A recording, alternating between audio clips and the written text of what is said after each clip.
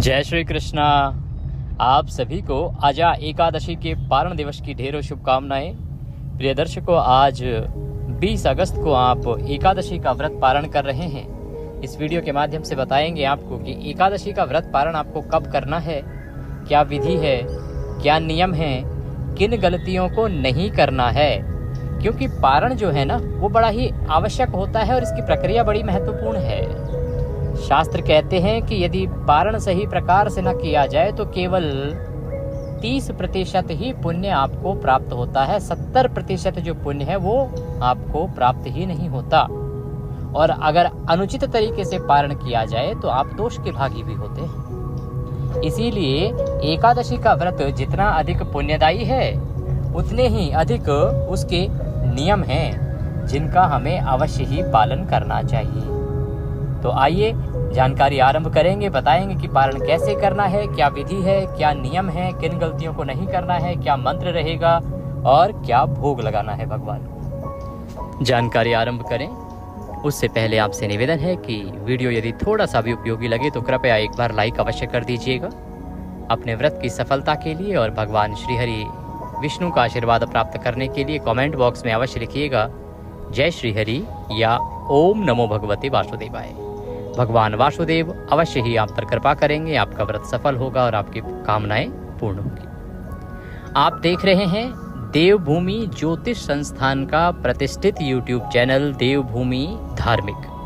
हम यहाँ पर सभी व्रत और त्योहारों की सही शास्त्रीय जानकारी प्रदान करते हैं।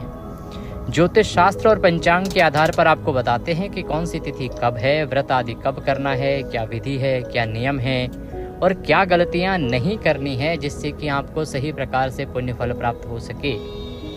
तो यदि आप सभी व्रत और त्योहारों की सही शास्त्रीय जानकारी पाते रहना चाहते हैं तो कृपया चैनल को सब्सक्राइब कीजिए और बेल आइकन को प्रेस कीजिए।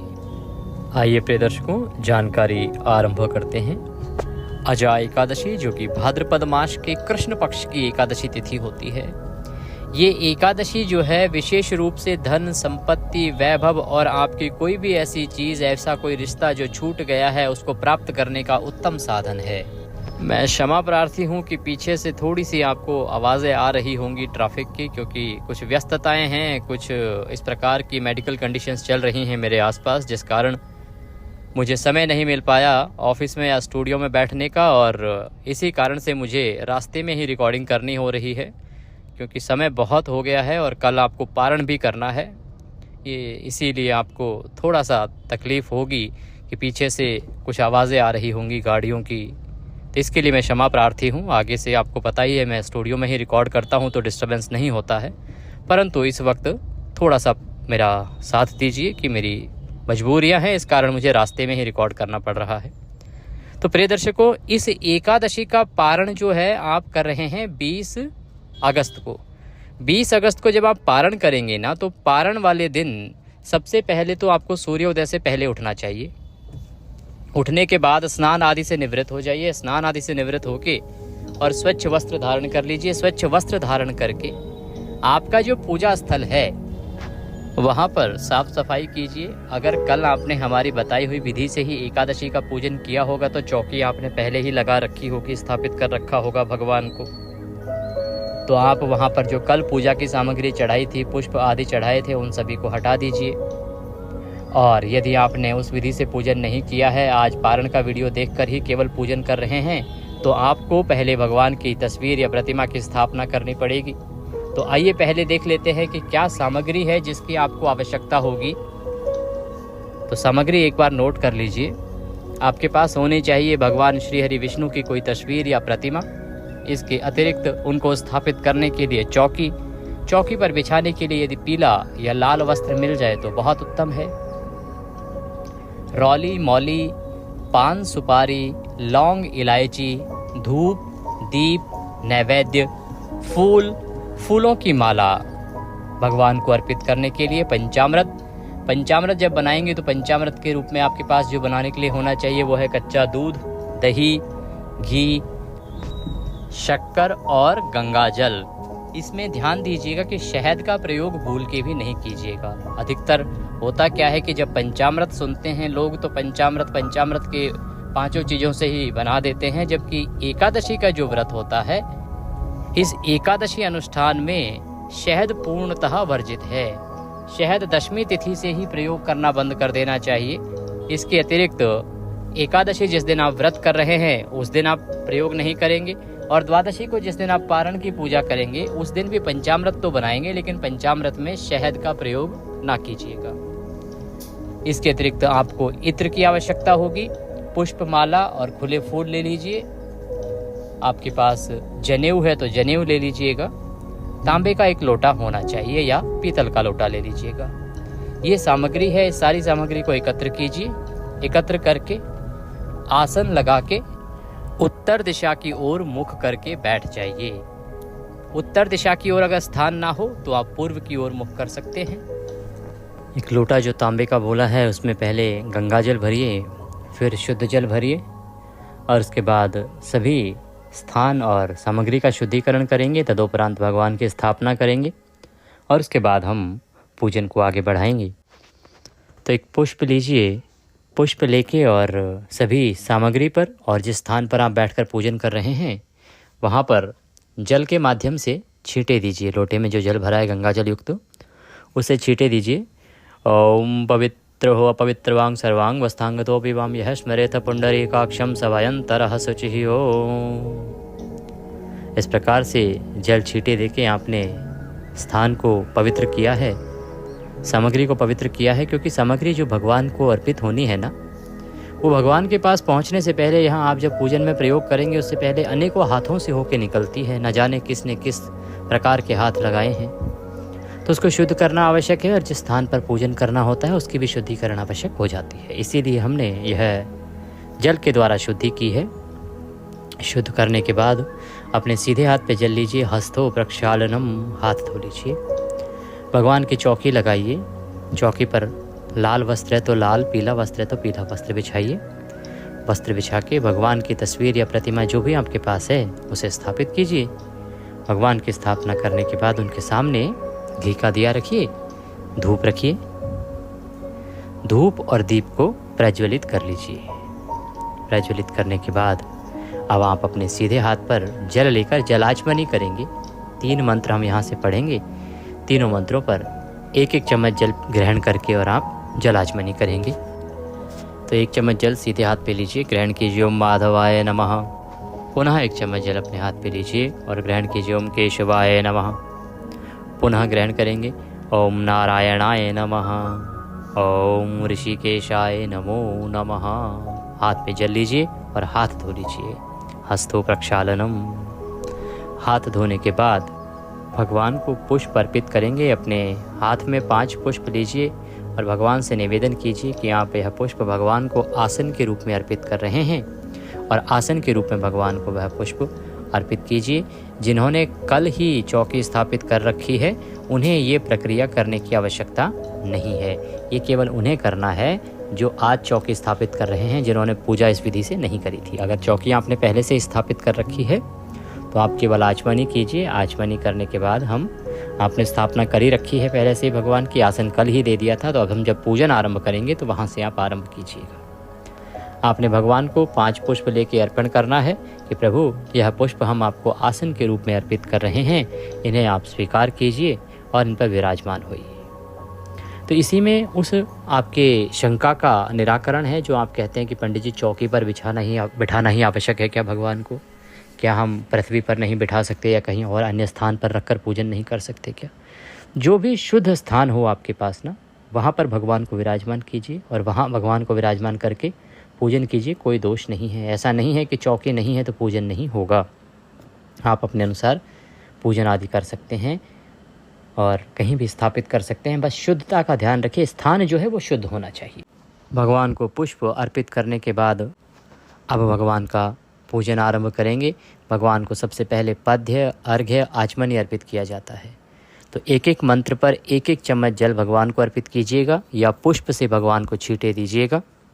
1-1 मंत्र पर 1-1 बार में ये पद्य, अर्घ्य, आचमनी हम करा रहे हैं। पद्य जो पद प्रक्षालन होता है, अर्घ्य में हम उनके हाथ धुलाते हैं और आचमनी उनको जलपान कराते हैं। उसके बाद भगवान को स्नान कराया जाता है। ओम भूर्भुवः स्वः नारायणाय नमः। भाद्रपद मासे कृष्ण पक्षे अजा एकादशी पारण दिवसस्य श्रीहरि विष्णु पूजन अंतर्गते भगवान श्रीहरि विष्णु निमित्तार्थाय पद्यम समर्पयामि। पद्य के रूप में 1 चम्मच जल भगवान को अर्पित कीजिए। ओम भूर्भुवः श्री नारायणाय नमः। अर्घ्यम समर्पयामि। अर्घ्य के रूप में 1 चम्मच जल भगवान को अर्पित कीजिए। ओम भूर्भुवः श्री वासुदेवाय नमः। आचमनीम समर्पयामि। भगवान को 1 चम्मच जल आचमनी के रूप में अर्पित कीजिए। इस प्रकार से भगवान को आपने पद्य अर्घ्य आचमनी कराया है। पद्य अर्घ्य आचमनी कराने के बाद अब आप भगवान को स्नान कराएंगे। स्नान कराने के लिए जल अर्पित कीजिएगा। जो लोग प्रतिमा पर पूजन कर रहे हैं वो प्रतिमा को अच्छे से नहलाइएगा। ओम भूर्भुवः श्री वासुदेवाय नमः।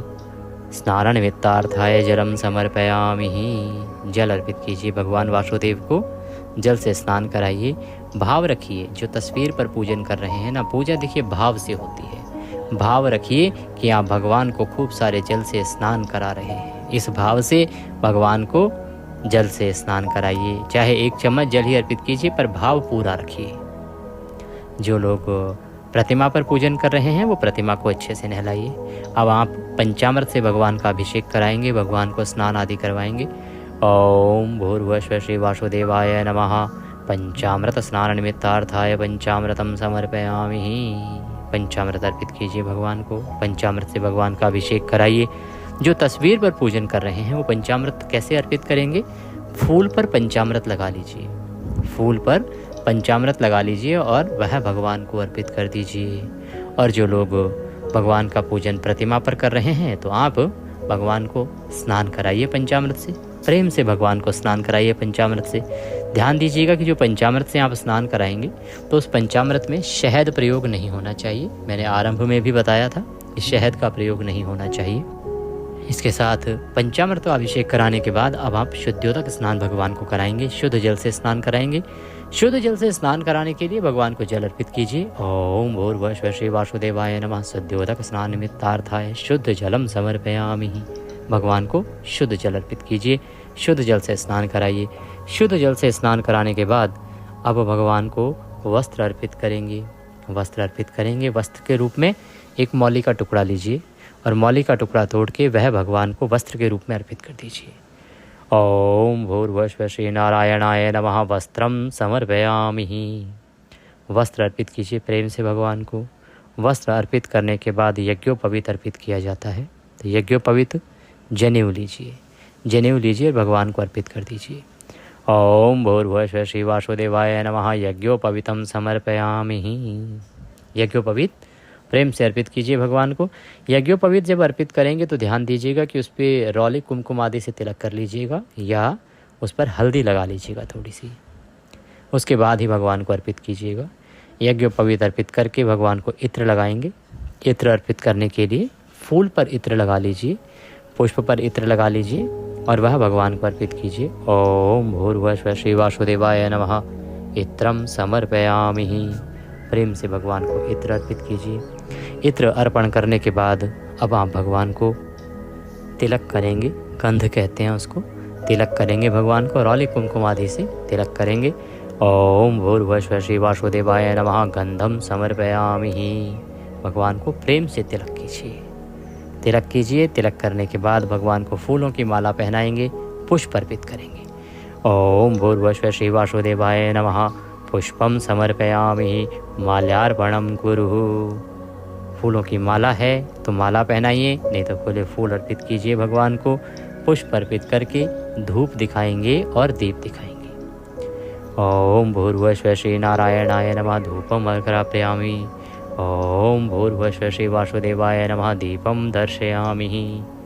धूप दिखाइए, दीप दिखाइए और धूप दीप दिखा के भगवान को नैवेद्य अर्पित कीजिए। नैवेद्य के रूप में धनिये की पंजीरी यदि आप बना पाएँ तो बड़ा कल्याणकारी है इस एकादशी पर। धनिये की पंजीरी का भोग लगा सकते हैं भगवान को। इसके अतिरिक्त आप के पास यदि कोई और मिठाई है तो वह मिठाई का भोग लगा सकते हैं, फल का भोग लगा सकते हैं। कुछ ना मिले तो मिश्री अर्पित कर दीजिए। ओम भूर्भुवः श्री वासुदेवाय नमः। नैवेद्यम समर्पयामि। नैवेद्य समर्पित करके भगवान को जल आचमनी कराई जाती है। जैसे भोजन के बाद जल अर्पण किया जाता है वैसे ही तो 1 चम्मच जल लीजिएगा और भगवान को अर्पित कीजिएगा। अन्यथा आप फूल से 1 चम्मच जल लेके और भगवान को छींटे दे दीजिएगा। ओम भूर्भुवस्सुः श्री वासुदेवाय नमः। जलाचमनिम समर्पयामि। प्रेम से जलाचमनी कराइए, जलाचमनी कीजिए प्रेम से भगवान को। जलाचमनी कराने के बाद भगवान को अवश्य रूप से आपने दूर्वा अर्पित करनी है। दूर्वांकुर कहते हैं और दूर्वा अवश्य अर्पित करनी चाहिए। कारण क्या है कि दूर्वा जो है नियम होता है, चातुर्मास में भगवान श्री हरि विष्णु को अति प्रिय है। चातुर्मास के 4 महीनों में यदि आप दूर्वा अर्पित करते हैं, दूर्वा से भगवान श्री हरि विष्णु का पूजन करते हैं, अर्चन करते हैं, प्रतिदिन अर्पित करते हैं, तो नारायण अति प्रसन्न होते हैं। और नारायण जो हैं वो ये कहते हैं कि अगर आपने मुझे चातुर्मास में दूर्वा अर्पित करी तो आपको सुख, संपत्ति, राजपाठ, वैभव, धन, लक्ष्मी सब प्राप्त होगा और उसके बाद अंत समय में मोक्ष प्राप्त होगा। इतना अधिक कल्याणकारी है यह दूर्वा अर्पण। तो अब क्योंकि चातुर्मास के तो अभी 44 दिन निकल गए हैं लगभग, अब चातुर्मास का नियम तो आप धारण नहीं कर सकते, पर एकादशी का नियम धारण कर सकते हैं प्रत्येक एकादशी पर। इसीलिए मैं प्रत्येक एकादशी पर आपसे बोलता हूं कि आप दूर्वा अर्पित कीजिए, एकादशी व्रत पारण वाले दिन भी और एकादशी पूजन वाले दिन भी। ये अब बड़ा ही कल्याणकर है। तो आपको दूर्वा लेनी है। दूर्वा जो आप गणेश जी पे चढ़ाते हैं ना, वही वाली दूर्वा, दूर्वांकुर कहते हैं। ओम भूर्भुवस्सुः श्री वासुदेवाय नमः। दूर्वांकुरम समर्पयामि। दूर्वांकुर लीजिए और भगवान को अर्पित कर दीजिए। अब भगवान को तांबूल अर्पित किया जाएगा। तांबूल के लिए आप पान का पत्ता लीजिए, उस पर 2 लौंग, 2 इलायची और 1 सुपारी रखिए, उसका बीड़ा बनाइए और वह भगवान को अर्पित कीजिए। अगर आपके पास मीठा पान है तो वह भी आप चढ़ा सकते हैं। ओम भूर्भुवस्सुः श्री वासुदेवाय नमः। तांबूलम समर्पयामि। तांबूल प्रेम से अर्पित कीजिए भगवान को। तांबूलम पूंगी फलम शुभ दक्षिणायाम शुभदो वरदो भवाहा। तांबूल अर्पित करके भगवान को दक्षिणा अर्पित की जाती है। तो दक्षिणा के रूप में जो भी आप भगवान को चढ़ाना चाहते हैं वह दक्षिणा अर्पित कीजिएगा। ओम भूर्भुवस्सुः श्री वासुदेवाय नमः। शुभ दक्षिणायाम समर्पयामि। दक्षिणा अर्पित कीजिए। दक्षिणा अर्पित करके भगवान को नमस्कार कीजिए और अब आप भगवान की आरती करेंगे। आरती लगा लीजिए, कर्पूर से आरती कर लीजिएगा। जो दीपक आपने सामने जलाया है ना, उससे आरती नहीं की जाती है, क्योंकि वो हमारी पूजा के साक्षी देव हैं। और ध्यान दीजिएगा, जब भी आप उनको स्थापित करें तो उनके नीचे आपको अवश्य ही पुष्प रखने हैं और उसके ऊपर ही दीपक को स्थापित करना है। तो भगवान की आरती करेंगे। आरती के लिए जोत जला लीजिए। मेरी आपसे प्रार्थना है कि आरती आप स्वयं इस बार गा लीजिएगा, क्योंकि मेरे यहाँ थोड़ा से अभी ठीक नहीं है। मेरा प्रयास कर रहा हूँ मैं कि अधिक से अधिक जानकारी आपको प्रदान करूँ। कारण क्या है कि आपके बहुत सारे मैसेजेस भी मुझे आ रहे हैं। आप में से बहुत सारे दर्शक जो व्हाट्सएप पर समझ रहे हैं कुछ चीज़ों को, उन्होंने पूछने का प्रयास किया है।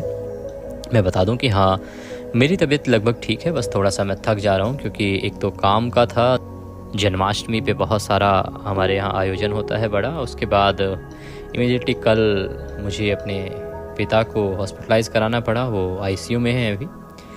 और क्योंकि मेरे पास जो भी विद्या है उन्हीं की दी हुई है, उन्होंने लगभग अपना 65 वर्ष इस ज्योतिष कर्म को दिए हैं। यहाँ पर उनका अच्छा नाम है, सभी उनके प्रेमीगण हैं जो यहाँ पे उनको अच्छे से जानते हैं।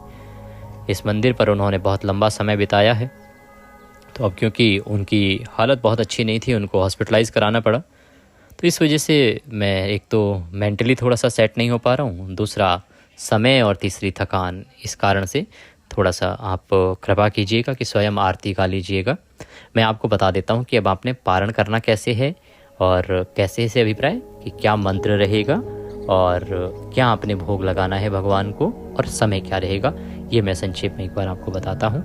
आप में से बहुत सारे लोग जो मुझे मैसेज कर रहे हैं, मैं सभी के उत्तर नहीं दे पा रहा हूँ, क्षमा प्रार्थी हूँ। हाँ, आपको चिंता है मेरे स्वास्थ्य की। मेरा स्वास्थ्य ठीक है, मेरे पिता का स्वास्थ्य थोड़ा सा ख़राब है, उनको लंग्स का इन्फेक्शन है और इसीलिए वो अभी हॉस्पिटलाइज हैं दिल्ली में ही।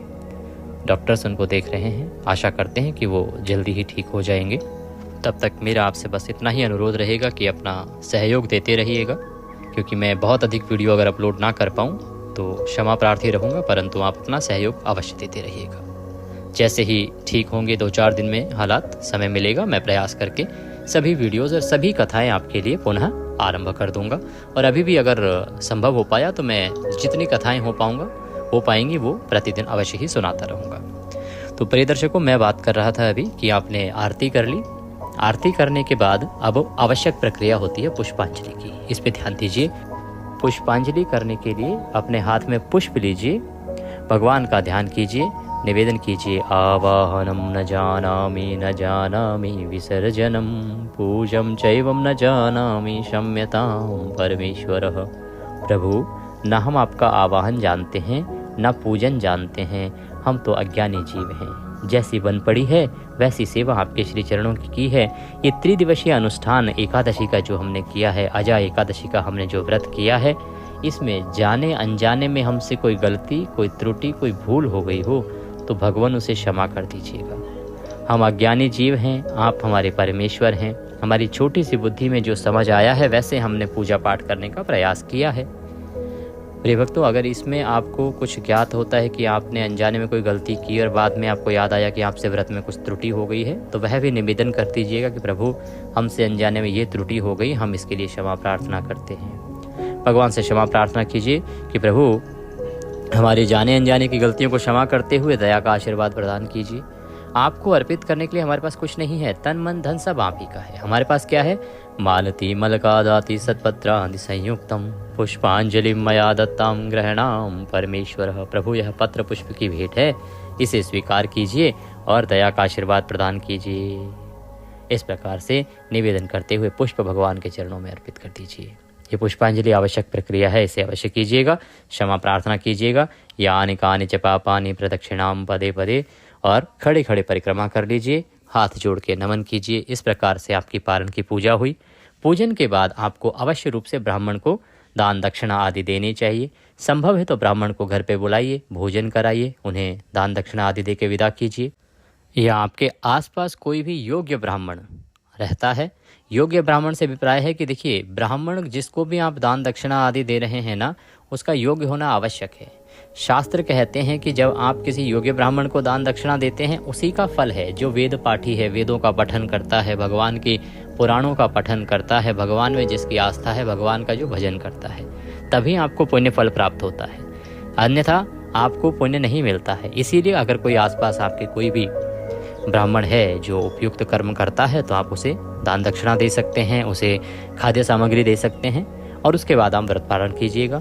अगर आप हमारे निमित्त कोई भी दक्षिणा आदि कुछ भेजना चाहते हैं तो स्क्रीन पर नंबर आपके सामने आ रहा होगा 900 से, आप इस नंबर पर भेज सकते हैं। आपका दक्षिणा स्वीकार्य है। दान दक्षिणा आदि देने के बाद, ब्राह्मण कर्म करने के बाद, अब आपने आसन लगा के बैठ जाना है और मंत्र बोलना है, ओम नमो भगवते वासुदेवाय, ओम नमो भगवते वासुदेवाय। 5 बार यह मंत्र जपिए। भगवान नारायण का ध्यान कीजिए। प्रभु से कहिए कि प्रभु, इस व्रत को स्वीकार कीजिए और मैं पारण करता हूँ या पारण करती हूँ, मुझे अनुमति दीजिए। इस प्रकार से आप तुलसी का पत्ता मुंह में रखिए, पानी ग्रहण कीजिए, व्रत का पारण कीजिए। भगवान को जो भोग लगाना है, इस बीच ये ध्यान रखिएगा। मैं क्षमा चाहूँगा कि दिमाग थोड़ा सा हिला हुआ है ना, आगे पीछे चल रहा है अभी। भगवान को भोग भी लगाना है आपने। ये भोग लगाना है पुष्पांजलि से पहले। जो आप आहार बना रहे हैं ना घर में, देखिए, इस एकादशी पर मैंने आपको बताया धनिये की पंजीरी विशेष रूप से भोग है। अगर वो है तो वो भोग लगाइए। अगर धनिया की पंजीरी नहीं है आपके पास तो कोई बात नहीं। जो भी सात्विक भोजन आपके घर में, चाहे खीर, पूड़ी, रोटी, सब्जी, पराठा, जो भी बने आपके पास, सात्विक भोजन होना चाहिए। लहसुन प्याज आदि उसमें नहीं होना चाहिए। वह आप थाली में सजाइए, भगवान को भोग का निवेदन कीजिए, पर्दा कर दीजिए। ओम नाभ्यः श्रीदंतरिक्षे वंशेष्णो जो हो समवर्ततः पद्भ्याम होमेर्दिशाम श्रोत्राम तथा लोकान कल्पयनः। इसके बाद भगवान को जलाचमनी कराइए, थाली उठा लीजिए और इसी प्रसाद से अब आप जब भी अन्न ग्रहण करेंगे पारण का, तो यही ग्रहण कीजिएगा। ये भोग जो है आप पूजा के समय भी लगा सकते हैं, अन्यथा पूजन पूर्ण करने के बाद भी लगा सकते हैं, क्योंकि कई बार होता है सुबह सुबह आपके यहाँ भोजन नहीं बना होता है, तो बाद में लगा लीजिएगा।